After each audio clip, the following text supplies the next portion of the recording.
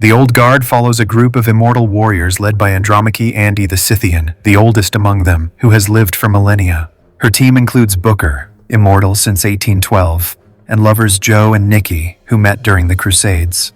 They fight for justice across centuries, but Andy has grown weary, questioning whether their efforts make any difference in a worsening world.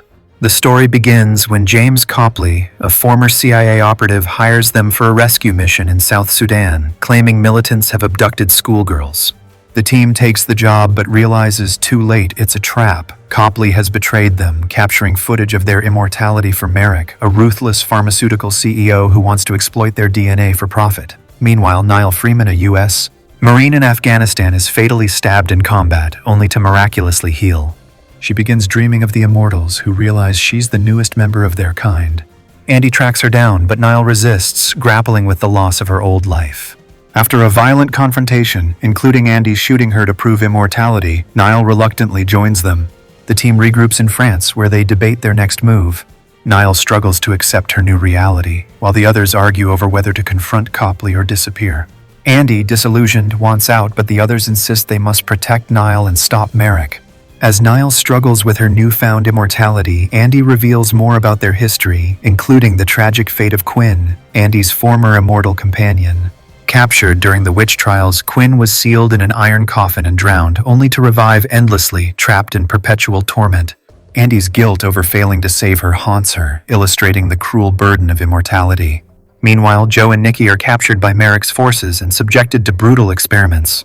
Their unwavering bond, spanning nearly 1,000 years, is tested as Merrick's scientist, Kozak, tortures them for their DNA. Nikki's defiant speech about his love for Joe, "He's the moon when I'm lost in darkness," underscores the film's theme of enduring connection amid endless violence. Back at their hideout, Booker reveals his betrayal. He conspired with Copley, hoping Merrick's research could end their immortality. Andy, already weakened, her wounds now heal slowly, signaling her mortality, is devastated. During a confrontation, she's shot and realizes she's no longer healing. Her 6,000-year lifespan is ending. Niall, torn between her old life and new destiny, initially flees but returns after Andy's cryptic advice. It's not what time steals, it's what it leaves behind. She rejoins Booker to rescue Joe and Nikki, embracing her role as Andy's successor. The scene intensifies as the immortal warriors launch their final assault against Merrick's forces. Andy, now fully aware of her mortality, still leads the charge with the same fierce determination that has defined her centuries of battle. Despite her vulnerability, she refuses armor, accepting that if this is her time to die, she'll meet it head-on. The team moves together through the chaotic gunfight, each member showcasing their unique combat styles. Niall's modern military precision, Joe and Nikki's lethal coordination forged through centuries of partnership, and Booker's raw, guilt-driven ferocity. As they fight their way to the penthouse, tensions flare between Booker and the others.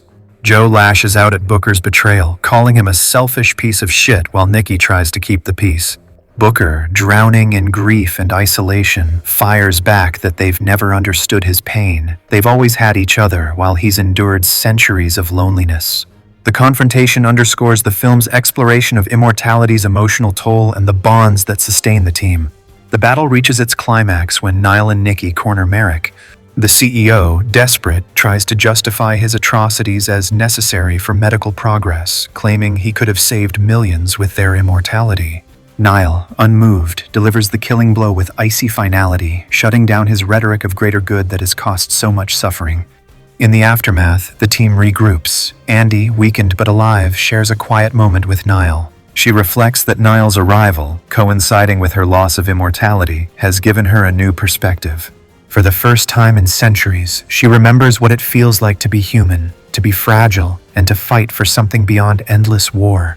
Niall, in turn, solidifies her place in the group, no longer the new recruit but a vital part of their found family. Meanwhile, Booker faces judgment for his betrayal.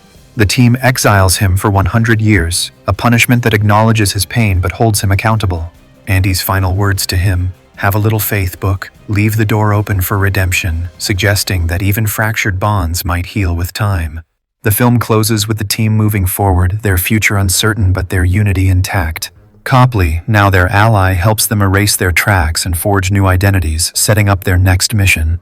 The final shots linger on Booker, alone in Paris, as a mysterious woman approaches him, hinting at larger forces at play and setting the stage for future conflicts. Through it all, the core theme resonates. Immortality isn't about living forever, but about what you fight for while you're alive.